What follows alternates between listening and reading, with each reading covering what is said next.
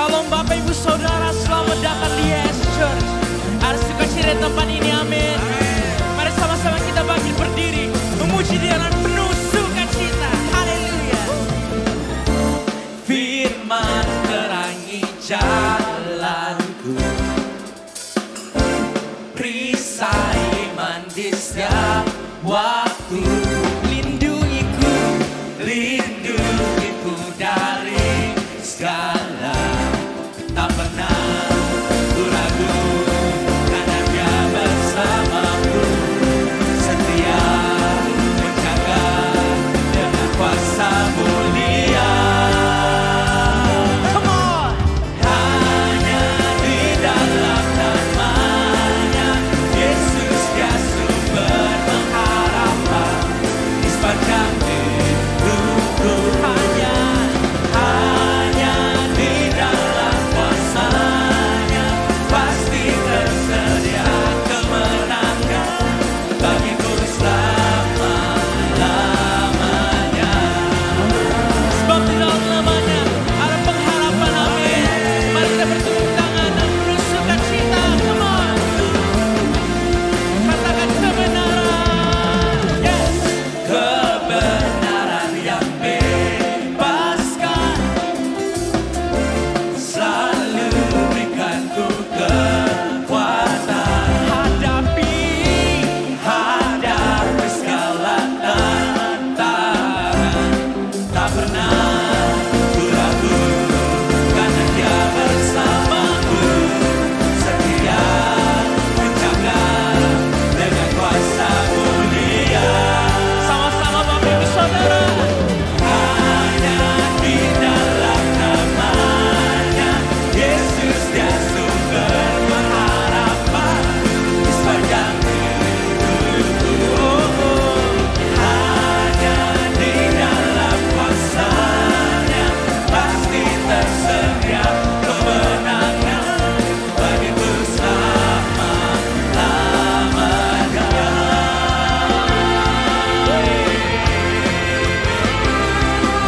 Tepuk tangan bagi Tuhan kita. Katakan dalam namanya. Dalam namanya ada pengharapan, dalam kuasa-Nya kemenangan.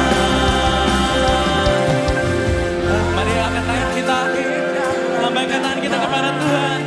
Yesus, Dia sumber pengharapan di sepanjang hidupku. Hanya dalam namanya, di dalam kuasa-Nya pasti tersedia kemenangan.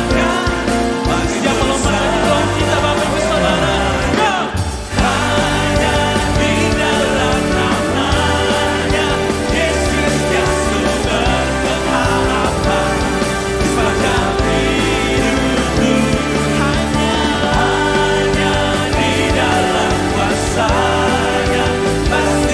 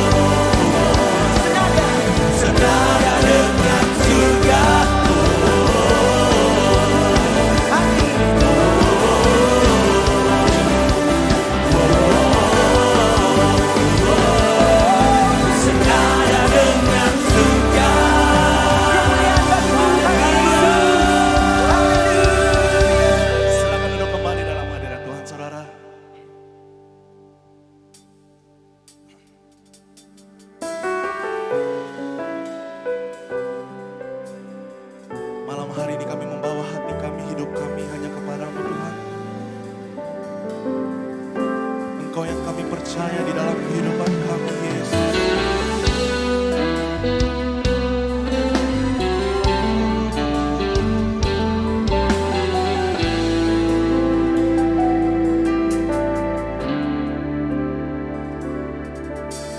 Takkan ragu ku berjalan di dalam lembah yang gelap. Ku tak takut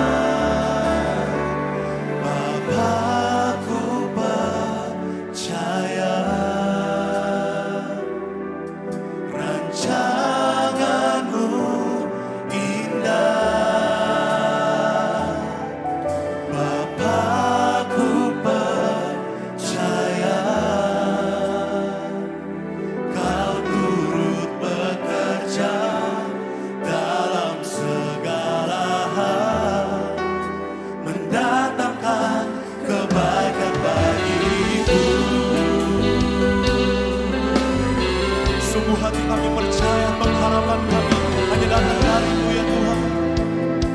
Sama-sama jemaat Tuhan kita naikkan pujian ini. Takkan ragu ku berjalan di dalam lembah yang gelap. Ku tak takut sebab Engkau beserta kami. Sebab Engkau besertaku.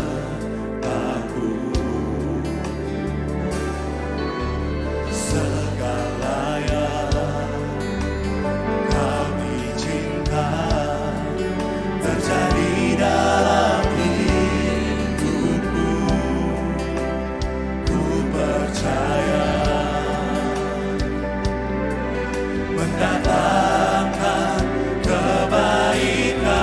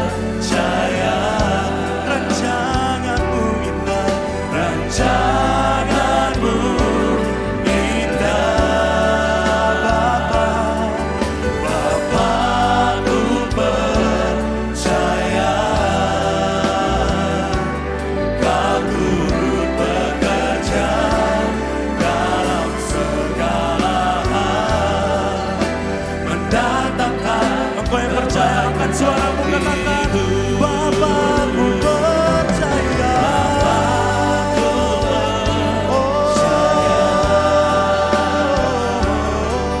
Rancanganmu Bapakku percaya. Bapakku percaya. Amin. Kau turut bekerja di dalam segala hal, mendatangkan kebaikan bagiku.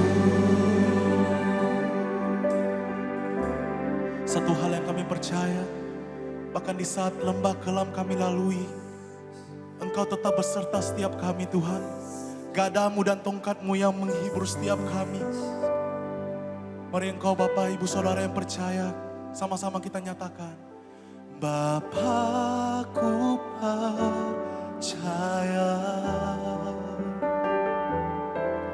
rancanganmu indah. Bapakku percaya Kau turut bekerja dalam segala hal, mendatangkan kebaikan. Saudara sendiri katakan, Bapakku.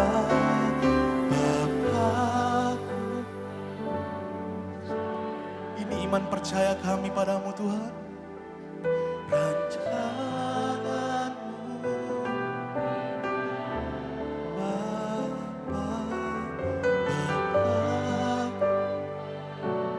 percaya Kau turut bekerja segala mendatang. Sekali lagi engkau yang menunggu pertolongan daripada Tuhan, katakan dengan iman percaya saudara, Bapakku percaya. Thank you Jesus. Rancanganmu indah. Bapakku percaya Kau turut bekerja di dalam segala hal, mendatangkan kebaikan baru.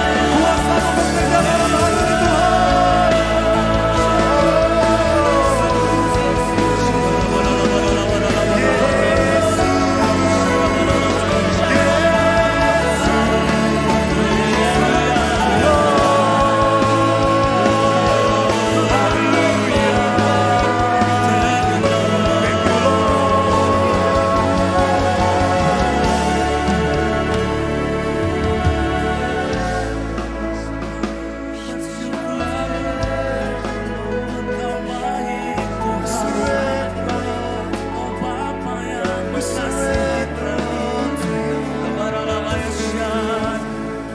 Yes, we believe. Yes, we believe in you.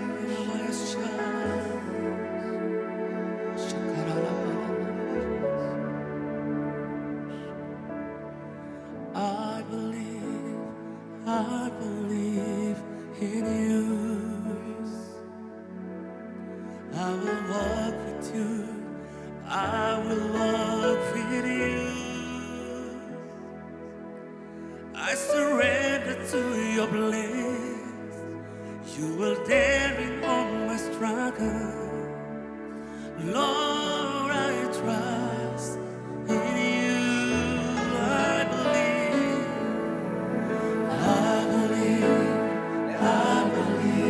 in you. I will walk with you. I will walk with you. I surrender to your place. You were there in all my struggles. Lord, I trust in you. Kita berikan sorak-sorak yang paling meriah bagi Yesus Tuhan. Sama-sama katakan. Lord, I offer you my life.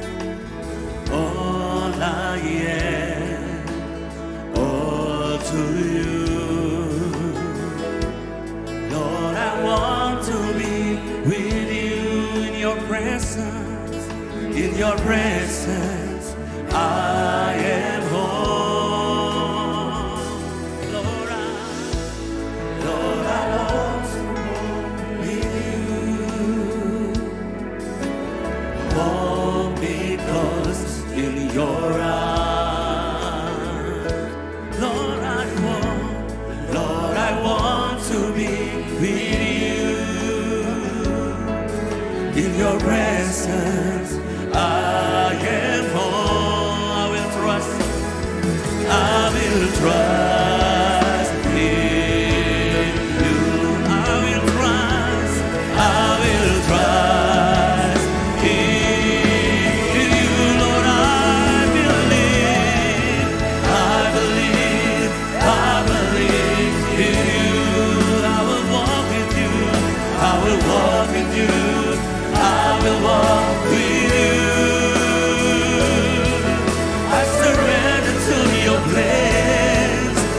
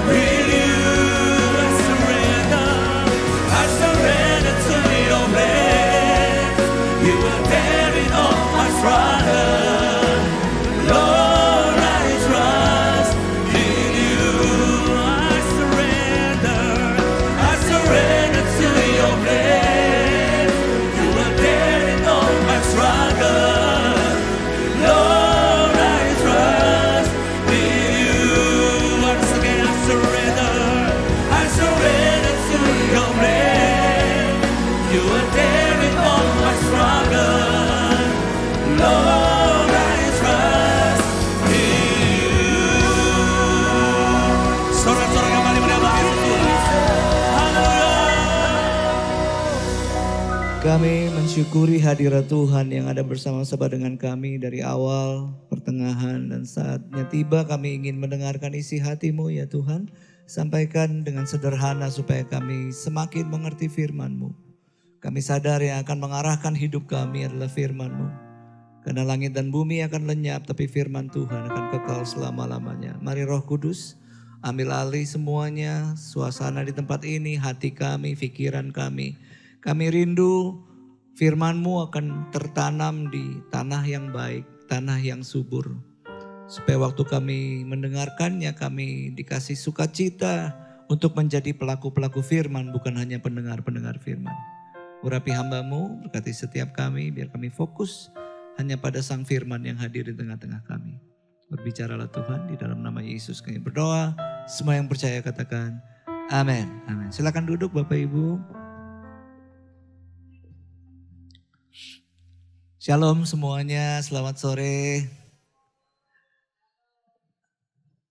Saya dikasih waktu, biasanya ada sampai berapa menit kira-kira? 40 ya. Bapak Ibu saya dikasih waktu 40 jam, jadi fasten your seat belt. Kita karena kurang lebih 2 hari di sini ya. Tadi 3 ibadah yang di IMKA ya. Yang di IMKA dan yang di sini nih ibadah keempat.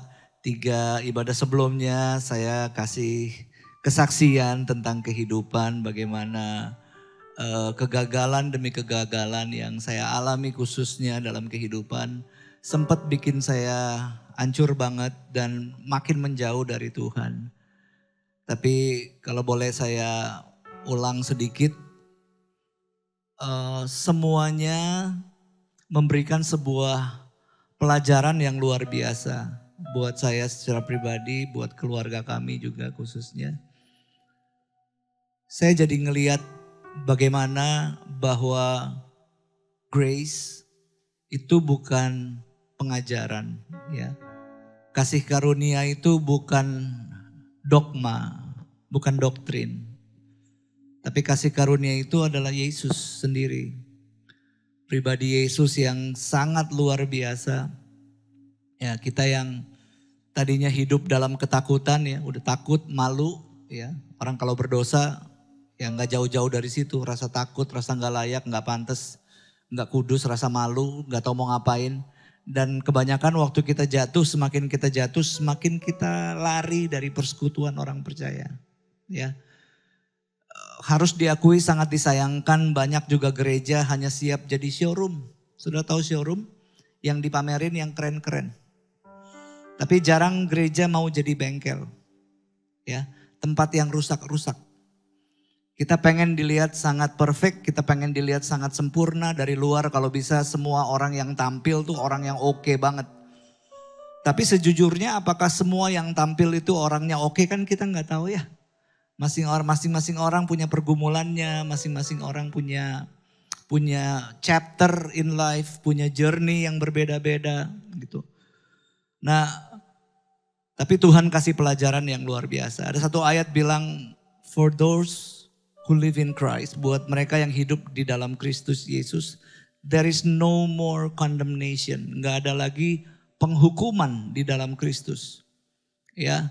Jadi waktu saudara bersalah, saudara jatuh dalam dosa, dengarkan berita baik dari Injil Tuhan ini, tidak ada lagi penghukuman. Harusnya gereja juga tidak memberikan penghukuman, tapi memberikan edukasi, bukan penghukuman. Ya, nah banyakkan orang kalau udah kayak gitu gagal, mereka dibuang, terus nggak ada yang mau berteman sama mereka. Saya ketemu banyak ya teman-teman yang mengalami apa yang kami alami ya. Kita divorce tahun 2014. Dan kemudian gak ada yang mau jadi teman saya. Ya saya sendirian gitu. Semua dulu yang ngaku-ngaku sahabat hilang semua. Mungkin pada takut ya. Takut dicap atau takut ya gak tahu lah. Mereka punya pertimbangan masing-masing. Tapi saya ngerasa sendirian banget gitu ya.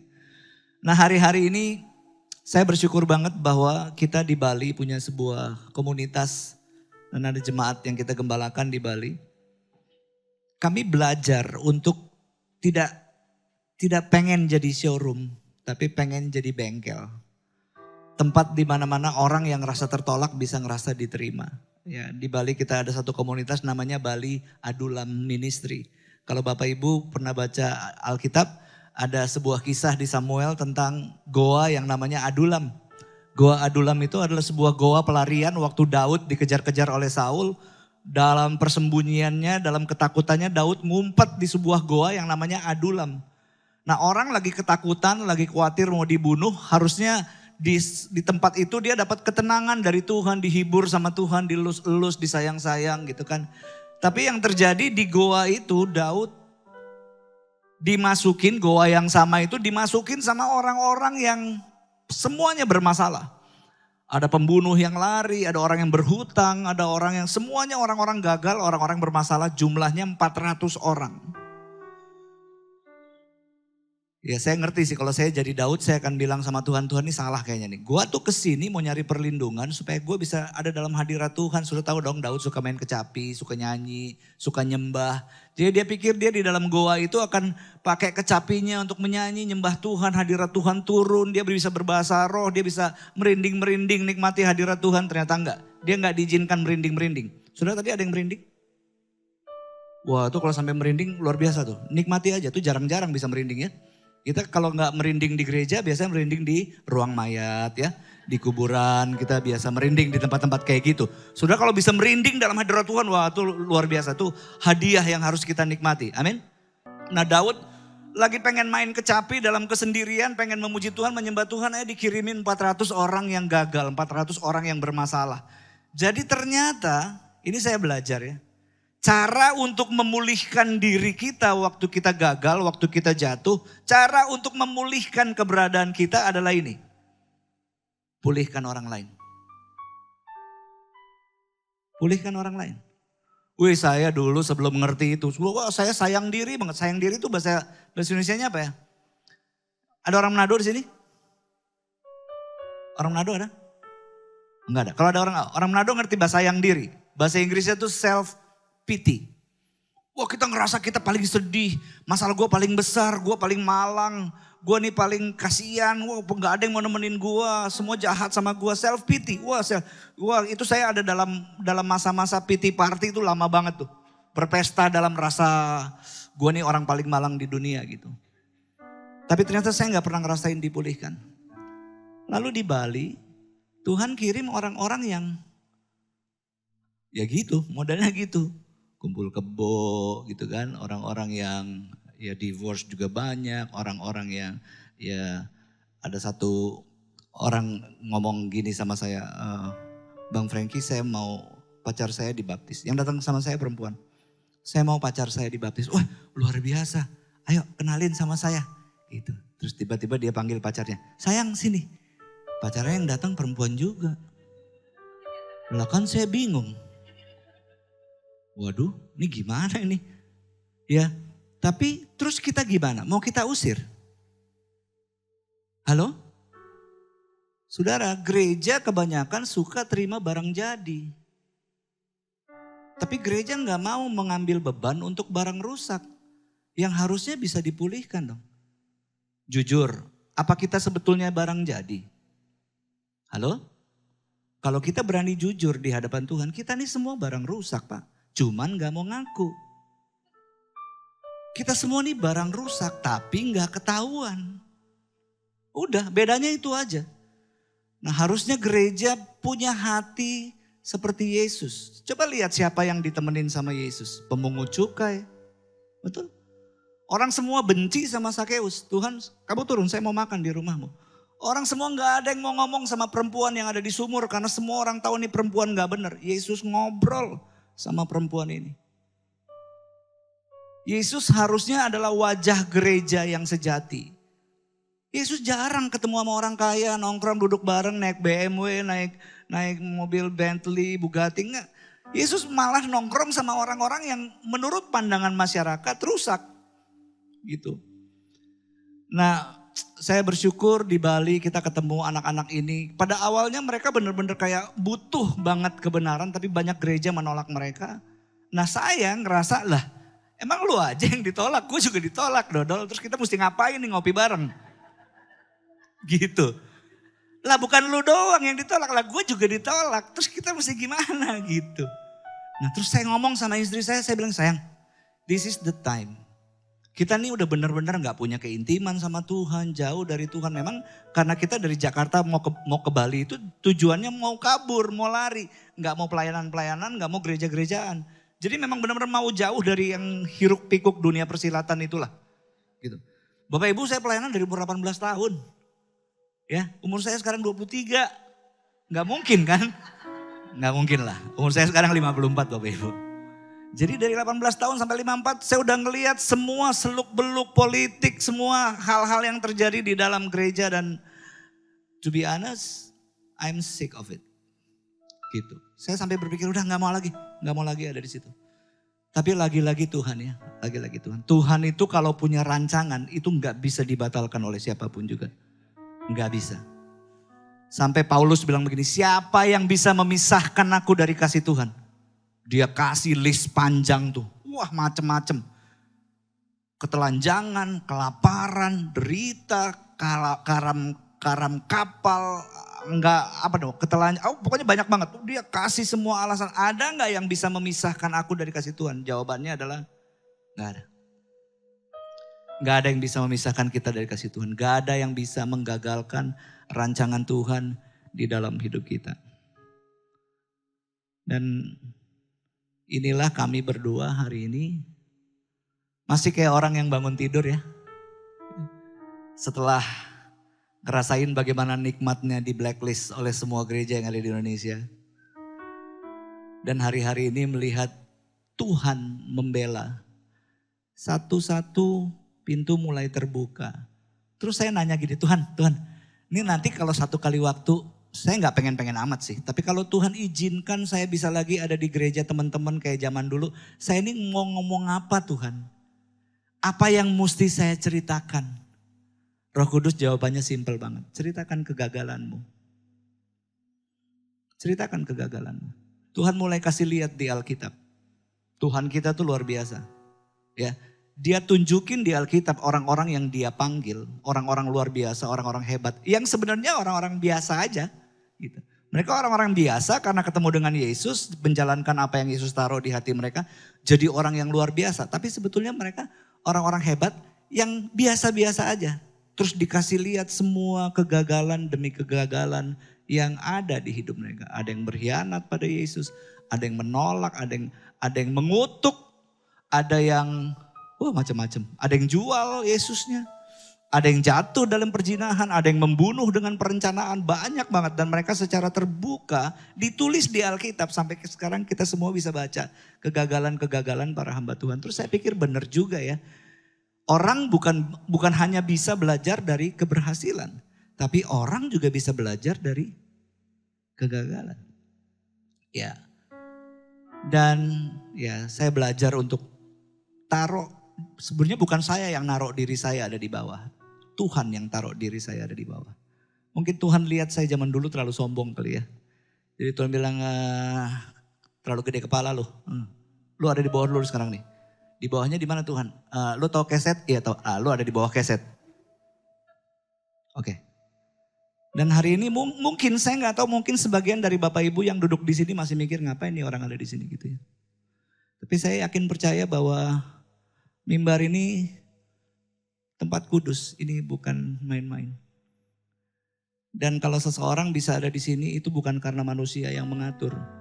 Itu karena Tuhan yang kasih kesempatan. Ya Bapak Ibu. Jadi saya juga belajar dengan rendah hati mau pakai kesempatan sore hari ini untuk berbagi sama Bapak Ibu. Sekali lagi yang berdiri di sini udah pasti nggak lebih baik dari kalian semua. Udah pasti itu. Ya, nggak lebih baik, nggak lebih pinter bahkan. Mungkin ada yang lebih pinter yang duduk di tempat ini. Tapi hari ini puji Tuhan saya dapat kesempatan untuk berbagi. Nah saya langsung masuk aja kepada pemberitaan yang akan saya mau sampaikan. Tadi saya belum khotbah, belum. Maaf itu masih intro. Ya, biasa kalau penyanyi gitu, ada intronya. Nah, ini sekarang saya baru mau nyanyi nih, mau masuk ke khotbahnya ya. Waktu saya tinggal 26 menit. Saya cuma pakai sekitar 15 menit, nanti kemudian istri saya akan melanjutkan. Oke. Ada satu orang pernah berkata, bahwa hidup yang layak untuk dijalani adalah hidup yang dievaluasi. Nah, kita nih paling gak suka evaluasi. Ya, kami belajar di komunitas di Bali, setiap kali kami habis bikin acara selalu kumpul untuk evaluasi. Karena penting banget evaluasi. Hidup yang layak untuk dijalani adalah hidup yang dievaluasi. Karena kalau kita nggak pernah mengevaluasi hidup kita nggak tahu pertama kita ada di titik mana. Karena nggak pernah dievaluasi.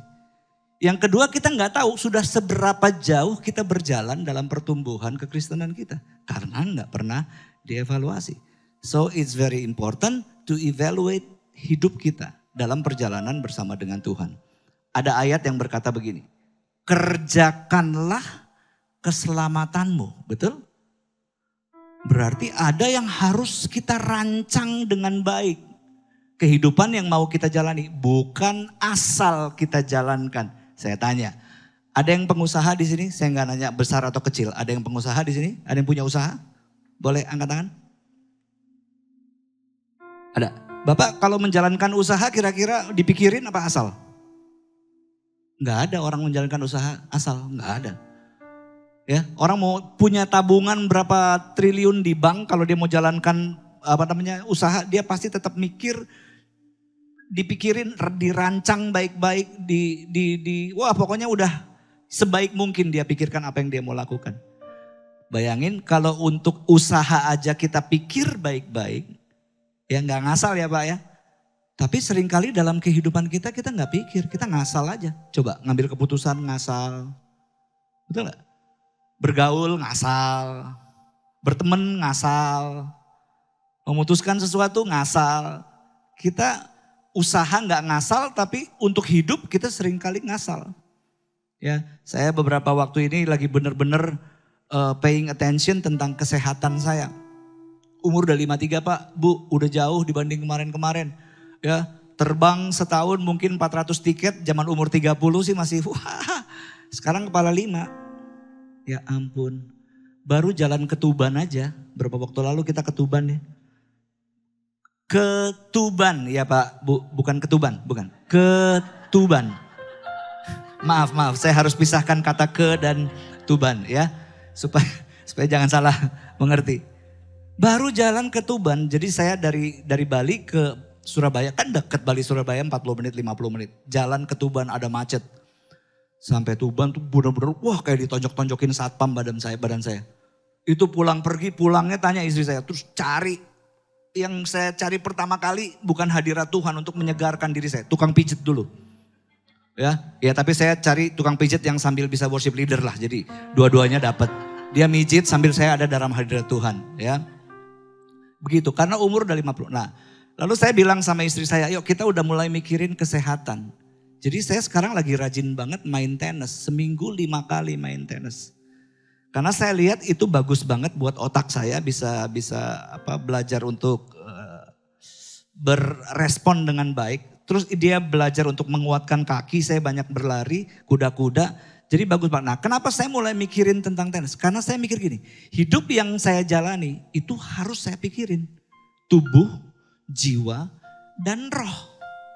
Secara tubuh harus sehat, secara jiwa harus sehat, secara rohani harus sehat. Jadi saya harus pikirin banget hidup saya ke depan. Karena Tuhan kasih ke kita kehidupan supaya kita bertanggung jawab dengan kehidupan.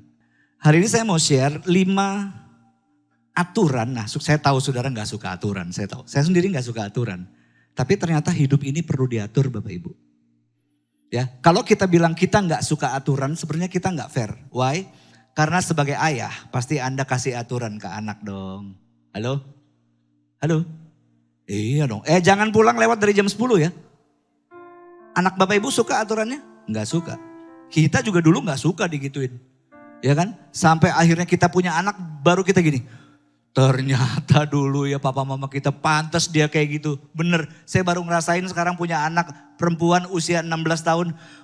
Deg-degan tiap hari ya. Ya. Istri saya punya sahabat, punya anak umur sekian belas tahun ditemukan di tasnya ada kondom. langsung kayak duk duk duk duk duk duk duk duk, udah bukan duk duk duk, kalau saya duk cik duk tak udah gitu. Bunyinya udah bukan cuman duk duk duk duk gitu. Jadi untuk mencegah hal-hal yang kayak gitu apa yang kita taruh? Aturan. Suka nggak suka, hidup perlu diatur. Nah ini ada aturan yang saya mau share. Boleh dibagi. 5 aturan yang harus ada di dalam perjalanan kehidupan kita. Ya, 5 aturan yang harus ada di dalam perjalanan kehidupan kita. Bagian yang pertama, jadi saya selalu menggambarkan perjalanan hidup kita kayak kita lagi nyetir mobil mau mengarah kepada sebuah tujuan. Ya, nah aturan yang pertama adalah jangan pernah nyetir kendaraan hidupmu untuk mencapai sebuah tujuan sendirian. Tuhan tidak pernah menciptakan kita bisa hidup sendirian. Oh ada orang bilang, Bang Franky, gue sama Tuhan gini banget. Gila. Artinya gue deket banget sama Tuhan. Tapi kalau ke gereja-gereja gitu menurut gue gak penting. Yang penting kita sama Tuhan tuh deket banget. Nah kalau ada orang bilang dia deket banget sama Tuhan tapi tidak suka bersekutu. Ini ada yang korslet. Ada yang korslet.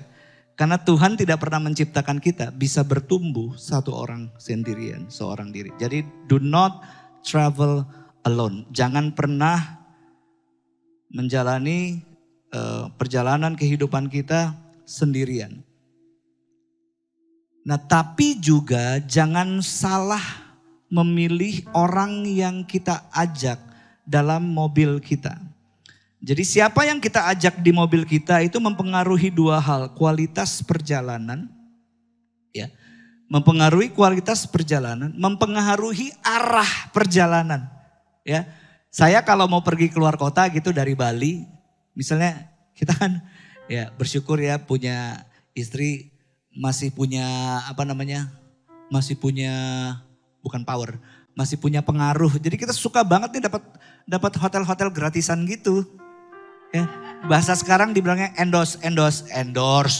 Ya, suka banget di endorse. Jadi kadang-kadang endorse hotel ini, endorse hotel. Terus kita pernah di endorse ke beberapa hotel yang ini Bapak Ibu 3 hari ya, boleh ajak temen loh. Wih, boleh ajak temen. Iya soalnya ada jatah makan siangnya sehari 6,5 juta. Hah? Makan siang 6,5 juta makan apaan kita? Ya kan bisa makan sampai bego kita 6,5 juta ya gak? Akhirnya kita ngajak temen nih. Nah Bapak Ibu tebak. Waktu kita ajak temen, Bapak Ibu kalau kayak gitu ngajak temen milih gak? Hah? Milih kan? Milihnya yang gimana? Milihnya pasti yang paling asik sama kita. Paling seru, paling fun. Ya. Siapa yang mau ngajak temen dalam kondisi kayak gitu mau ngajak temen yang ansos. Yang dari awal perjalanan di mobil cuma mainan HP gitu.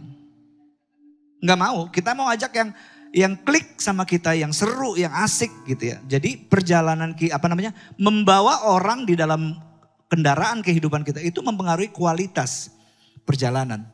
Kita pengen orang yang apa adanya, orang yang gak jaim, orang yang wah rame, seru, sopan juga tapi juga asik ya. Jadi mempengaruhi kualitas perjalanan. Juga mempengaruhi arah perjalanan. Pastikan orang yang ada di kendaraan hidup kita adalah orang yang punya tujuan yang sama dengan kita. Nah Bapak Ibu kita punya tujuan dalam kehidupan ada 2. Ini nanti saya akan bahas next time kalau Tuhan kasih kesempatan. Yang pertama adalah keserupaan dengan Kristus. Itu tujuan perjalanan kita. Kita sama-sama mau menjadi lebih serupa dengan Kristus. Kita mau jadi lebih baik. Kita mau jadi lebih sempurna sama seperti Kristus. Kalau lu punya teman yang tujuannya udah beda. Bukan berarti gak boleh berteman. Tapi mereka bukan VIP circle-nya kita. Nangkep maksud saya? Bukan VIP circle-nya kita. Karena mereka berbahaya. Oke, jadi tujuannya harus sama. Amsal 13 ayat 20. Saya yakin banget Bapak Ibu udah sering banget denger ini. Amsal 13 ayat 20. Barang siapa hidup dengan orang bijak akan menjadi bijak. Jadi siapa yang kita temenin itu akan berpengaruh kepada kita. Tapi kalimat berikutnya beda banget. Tapi siapa yang berteman dengan orang bodoh harusnya akan menjadi bodoh, harusnya gitu ya. Berteman dengan orang bijak akan menjadi bijak. Berteman dengan orang bodoh harusnya akan menjadi bodoh. Ini enggak. Orang yang berteman dengan orang bodoh akan diremukkan. Kalimat yang lain berkata begini, mereka akan hancur hidupnya. Jadi kalau kita berteman dengan teman yang salah, kita bukan cuma menjadi bebal, jadi bodoh, tapi akan hancur hidup kita. So benar-benar harus pilih siapa yang ada di kendaraan hidup kita. Jadilah bijaksana. Sudah tahu nggak arti bijaksana apa? Bijaksana itu artinya orang yang bisa connecting the dot. Jadi mikir panjang, kalau gue bikin ini, nanti akibatnya ini. Yang terjadi adalah gue akan ngalamin ini, gue akan ngalamin ini, gue akan ngalamin ini. Nah, kita perlu jadi bijak. Tapi kalau belum sampai situ, bertemanlah dengan orang bijak. Artinya orang yang mikirnya panjang untuk melakukan sesuatu yang ngaco, ngawur, dia akan mikir, jangan. Kalau gue bikin ini hasilnya ini, kalau gue bikin ini hasilnya ini, hasilnya ini. Ya, jangan berteman sama orang yang ngasal. Sekali lagi, hidup tidak boleh ngasal. Langsung ya. Yang kedua, don't pick up strangers. Jangan ngambil orang asing dalam perjalanan hidup kita. Artinya orang asing tuh gini, mereka punya nilai yang berbeda sama kita. Punya value yang berbeda. Saya ingat banget tuh zaman dulu ya gaul-gaul. Saya yakinlah teman-teman di sini banyak yang pernah ngalamin gaul-gaul. Dulu kita kalau gaul, itu kalau lagi minum, itu kalau botol yang dipegang nggak masuk ke mulut, itu nggak seru orangnya. Jadi kalau ada yang lagi diginiin terus, oh enggak, kampung lu. Dan kita akhirnya ngasih gini, oh gua kalau nggak ikut minum kampung toh, gitu. Jadi akhirnya kita nggak bisa jadi diri sendiri, kita nggak nyaman dengan diri kita. Karena untuk bisa diterima di sebuah kelompok, kita harus jadi seperti mereka. Nah mereka ini yang saya sebut dengan strangers. Kenapa strangers? They have a different value sama kita. Value-nya beda gitu.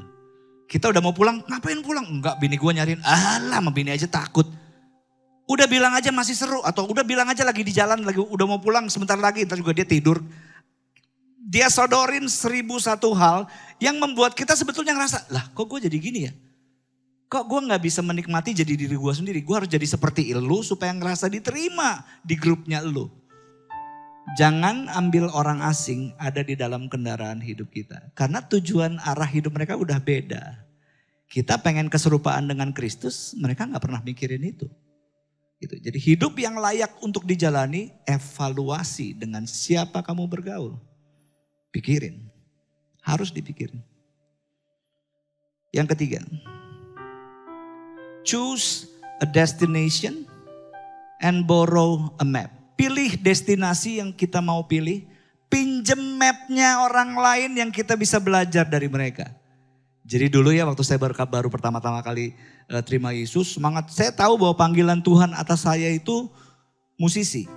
Karena saya suka banget main musik, saya suka banget nyanyi. Dan saya terakhir bisa menemukan bahwa saya ternyata bisa nulis lagu. Jadi apa yang saya buat adalah saya cari orang-orang yang punya arah hidup yang sama dengan saya. Jadi dulu ya, zaman dulu nih, yang kalian yang masih muda-muda masih belum pernah dengar. Dulu ada penyanyi namanya Bob Fitts. Wah, saya idola banget tuh.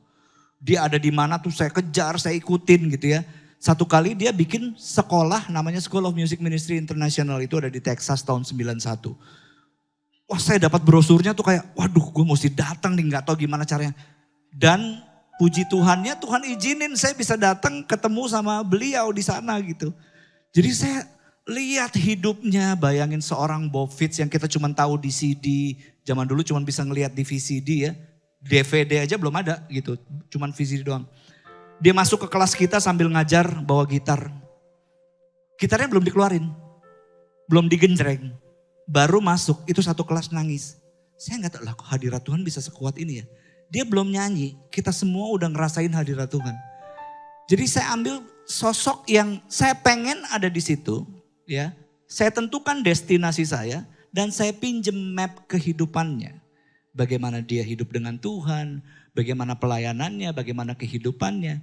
Nah, Bapak Ibu bisa belajar ya dalam menjalani perjalanan kehidupan. Panggilan Bapak Ibu siapa? Jadi apa? Kayak gue pengen jadi pengusaha yang takut Tuhan. Pasti ada yang Bapak Ibu bisa belajar.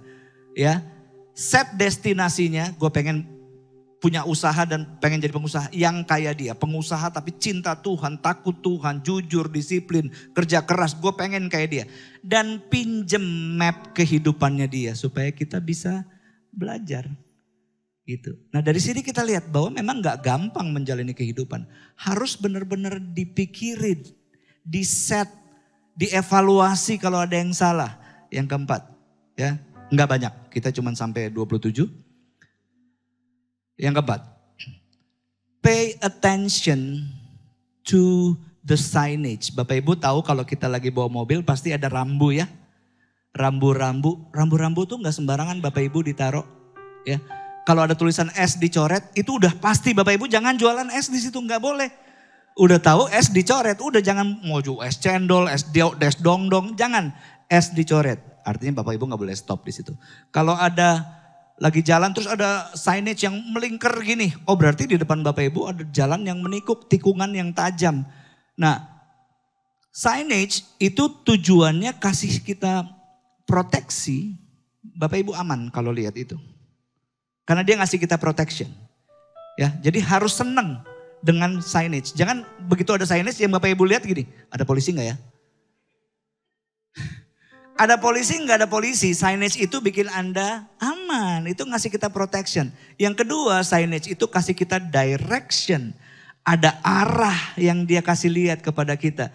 Bapak Ibu mau kemana aja bisa lihat, Jombang 27 km depan kiri. Signage itu menentukan arah kita ya.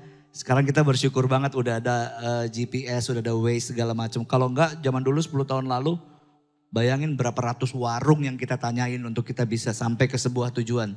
Ya, dulu ada nasihat bilang malu bertanya, sesat di jalan. Tapi banyak bertanya malu di jalan, Pak. Nanya mulu situ. Iya kan? Jadi pay attention ke sign ya. Di sini ada Amsal 27 ayat 12. Bagus banget ayatnya. Orang bijak melihat kejahatan lalu bersembunyi. Sebetulnya kata yang tepat bukan bersembunyi, menghindar. Kita kalau lihat bahaya, wah gue kalau ada di sini nih, gue bakalan ngaco nih, menghindar. Kayak saya tuh tahu kelemahan saya di mana. Saya tahu banget. Jadi kalau ada teman-teman dari Jakarta, telepon, Frank, lu temenin gue ya. Kemana? Ya gue udah lama gak ke Bali nih, yuk kelabing. Gue tahu kelemahan gue di mana. Jadi mendingan gue tidur. Jangan sok-sok kuat situ. Hah? Kalau situ udah tahu kelemahannya di mana, jangan sok-sok Superman. Gak ada Superman di dunia ini. Lu mau doa pagi seminggu sekali bangun jam 3 subuh, kalau kelemahanmu ada di situ, terus sok-sokan ada di situ, selesai lo. Lihat Yusuf sedekat apa dia sama Tuhan. Gila deket banget. Tapi begitu digodain sama istrinya Potifar, apa yang dia lakukan? Kabur. Orang bijak melihat bahaya, dia kabur. Jangan sok kuat. Bapak Ibu, oh ini kan ulang tahun temanku sayang. Boleh dong aku dateng. Iya tapi bikinnya di mana gitu. Bikin di top 10, bikinnya di, gua gak tahu lah di sini tempatnya di mana. Jangan sok kuat, jangan sok cool, jangan. Kalau lu mau datang ke acara-acara kayak gitu, saya sarankan satu, ajak istrimu, rasain.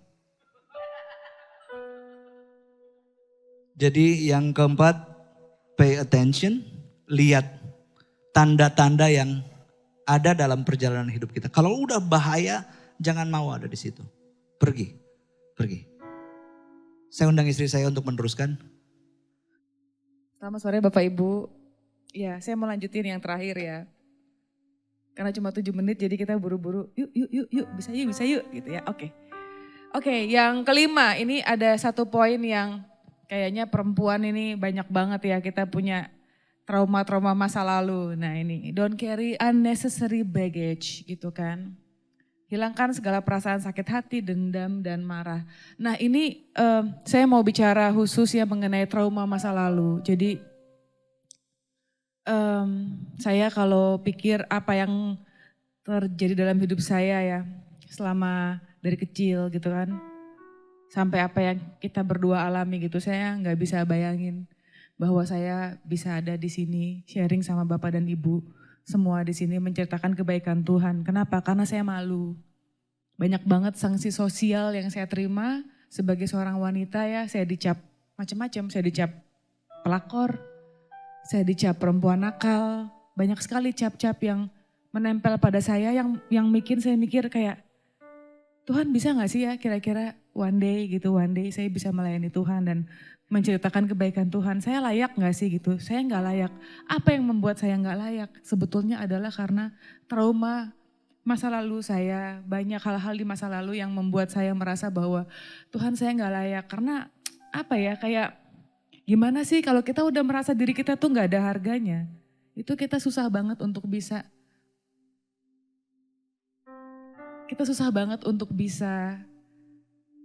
percaya diri, melangkah, melakukan hal baru gitu.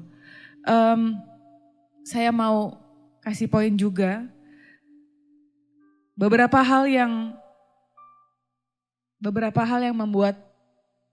membuat masa lalu kita itu, bagasi masa lalu kita itu memberatkan kita gitu ya. Yang pertama, masa lalu itu membuat kita tuh dihakimi.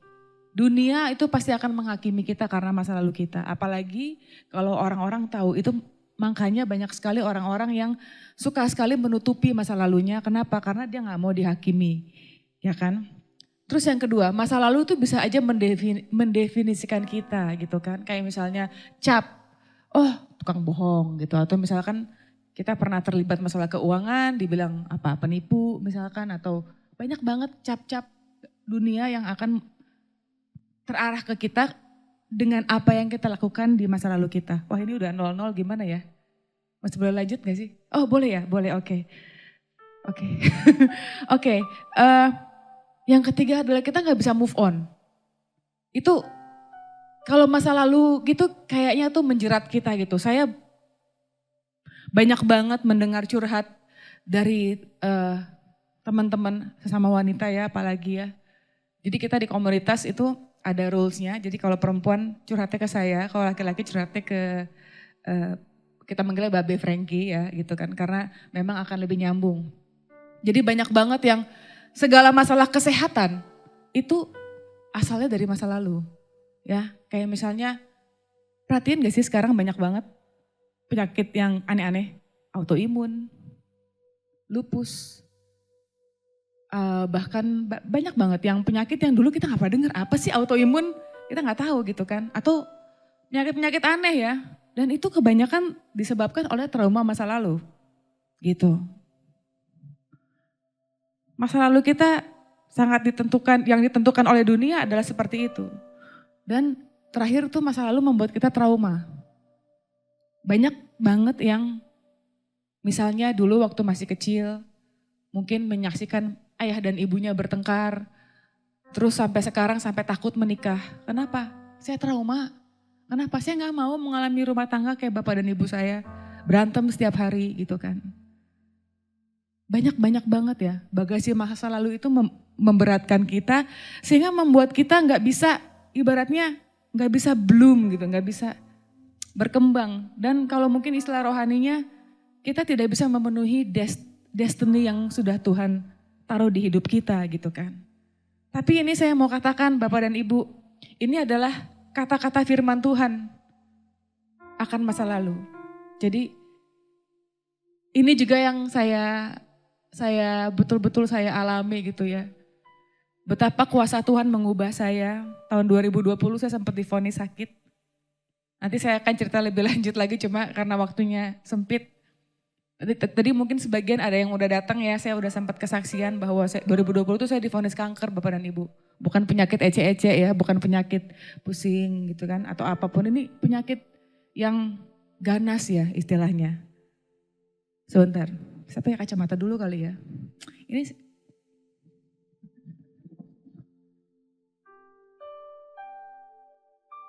jadi saya ini walaupun penampilannya muda tapi sebetulnya saya sudah tua. Jadi saya pakai kacamata ya gitu. Masa lalu itu tidak punya kuasa akan kita sebenarnya. Jadi masa lalu itu gak punya kuasa sama diri kita. Walaupun mungkin kita merasa bahwa dia punya kuasa, dia gak punya kuasa. Dia terjadi di masa lalu, dia gak punya kuasa sama kita. Ini di 2 Korintus 5 ayat 17. Jadi siapa yang ada di dalam Kristus, ia adalah ciptaan baru, yang lama sudah berlalu, sesungguhnya yang baru sudah datang. Jadi waktu kita bertobat ya udah, kita tinggalkan masa lalu kita, dia udah gak punya lagi kuasa sama kita gitu kan.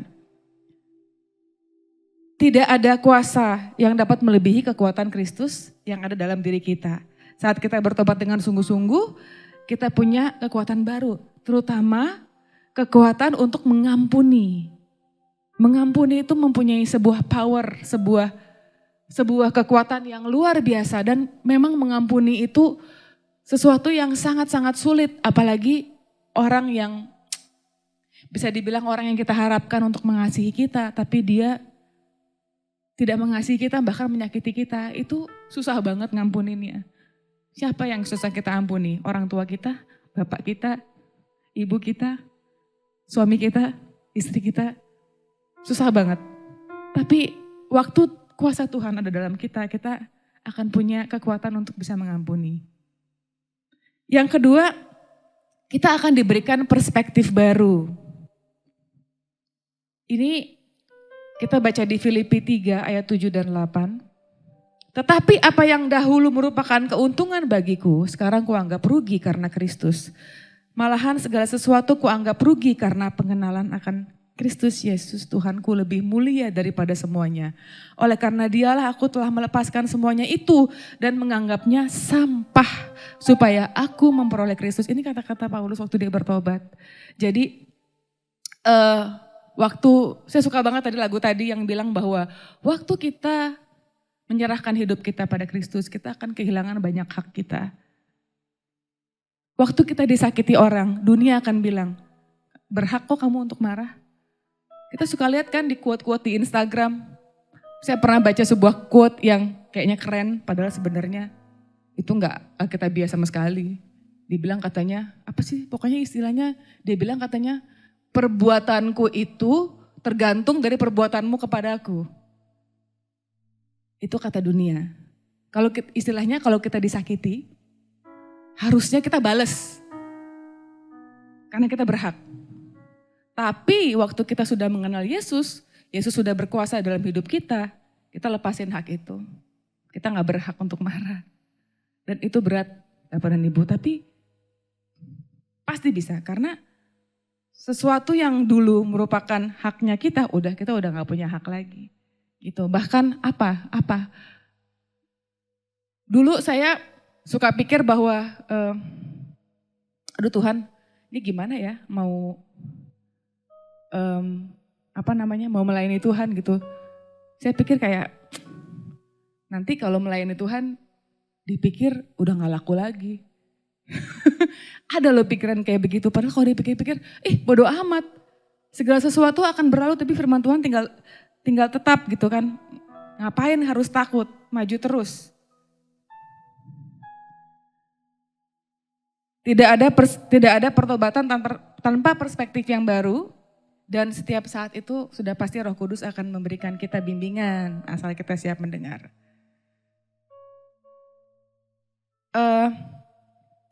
Ada beberapa poin lagi cuma karena waktunya udah short. Jadi saya cuma mau bilang Bapak dan Ibu, saya senang banget ada di sini dan saya merasa bahwa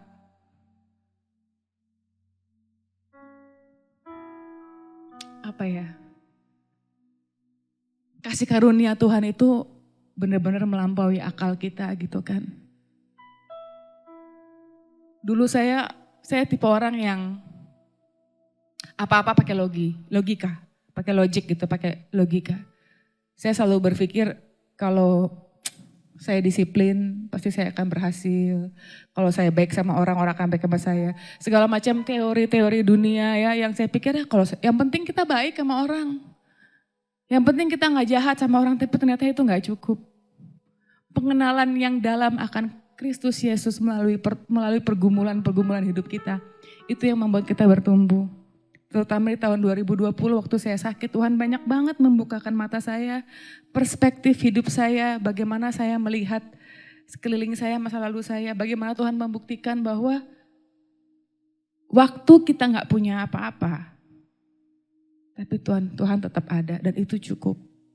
Dan saya gak tahu Bapak dan Ibu sekarang lagi ngalamin apa bagasi masa lalu, apa trauma-trauma masa lalu yang belum kelar. Mungkin ada permintaan maaf yang harus diucapkan, mungkin ada hubungan yang retak antara keluarga, mungkin ada sesuatu yang harus diselesaikan, saya gak tahu.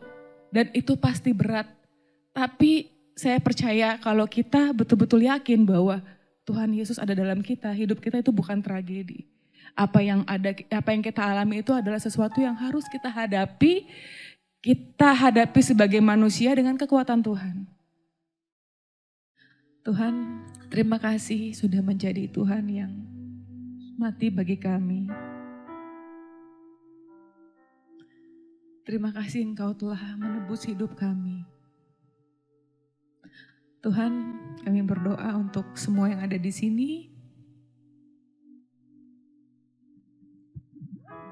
Biar kami semua bisa melangkah maju dan memenuhi destiny kami Tuhan tanpa diberati oleh trauma-trauma di masa lalu kami. Biar kami hidup semakin teliti Tuhan, semakin rajin untuk melihat tanda-tanda supaya kami bisa memenuhi apa yang sudah Tuhan gariskan dalam hidup kami. Kami mau menjadi orang Kristen yang berbuah, menjadi orang Kristen yang selalu maju, orang Kristen yang menjadi berkat bagi sekeliling kami. Jangan biarkan kami hanya puas untuk duduk di gereja Tuhan dan mendengar firman. Tapi kami mau menjadi pelaku-pelaku firman yang selalu diurapi oleh Tuhan Yesus. Terima kasih Tuhan. Dalam nama Tuhan kami yang kami sembah, kami berdoa mengucap syukur. Kami berdoa, amin. Terima kasih sudah menyaksikan tayangan YHS Media. Untuk mendukung pelayanan kami, saudara bisa memberikan persembahan dan persepuluhan dengan scan barcode kris lewat aplikasi BCA Mobile, Dana, OVO, GoPay, Link Aja, atau Shopee Pay. Atau Anda bisa transfer ke rekening BCA Sinode Gereja YHS di nomor rekening 0109229000 atas nama Gereja YHS. Saat ini, saudara juga dapat menunjukkan dukungan untuk tayangan kami saat sedang mengikuti live streaming dengan cara mengklik logo heart pada live chat. Pilih fasilitas super sticker atau super chat.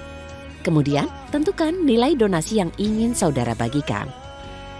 Jika live streaming telah berakhir, saudara dapat memberikan ucapan terima kasih dengan mengklik tombol thanks atau terima kasih dan membeli super thanks sebagai bentuk dukungan terhadap tayangan kami. Teruslah dukung kami dalam melayani jiwa-jiwa untuk kemuliaan nama Tuhan Yesus. Yeshua HaMashiach bless you. Sebelum kita memberikan persembahan, sama-sama kita berdoa. Bapa, kami mengucap syukur untuk firman-Mu yang sungguh memberkati setiap kami. Tiba saatnya kami akan kami memberi dengan penuh ucapan syukur di dalam nama Tuhan Yesus. Haleluya, amin. Bapak Ibu Saudara dapat memberi dengan penuh ucapan syukur.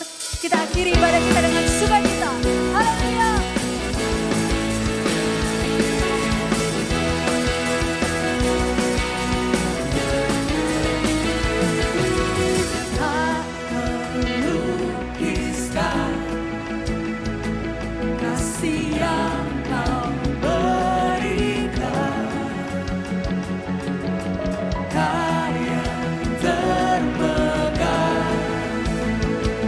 Tiada bandingnya.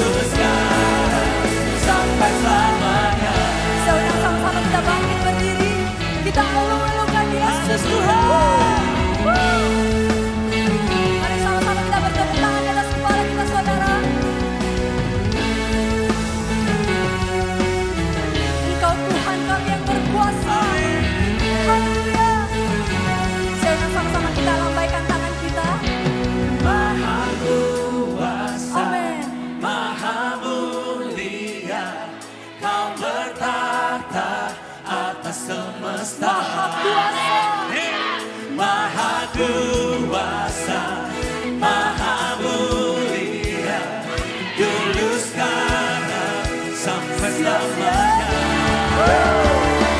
Maha kuasa, maha mulia, kau berada atas semesta.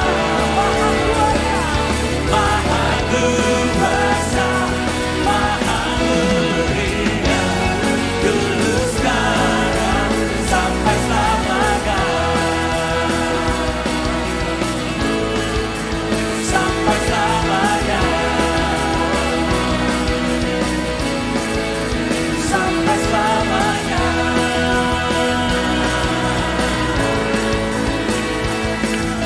Dulu sekarang sampai selamanya dan Tuhan yang hebat. Sorak-sorai berikan Yesus Tuhan. Mari saudara, angkatlah tangan kita akan menerima berkat daripada Bapak Yahweh.